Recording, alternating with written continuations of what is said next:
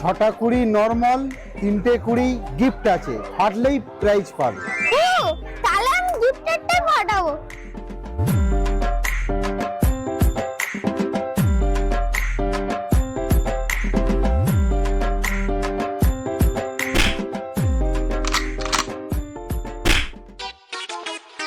ভাই তুমি 3টার মধ্যে 2টো মিস করে ফেলেছো, আর একটাই চান্স রয়েছে তোমার কাছে।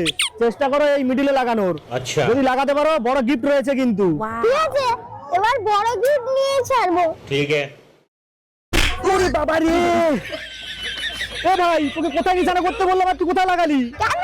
তুমিই তো বললে যে মাঝখানে নিশানা লাগাতে, তাই জন্য তো আমি তোমার মাঝখানে নিশানাটা লাগালাম। দাও।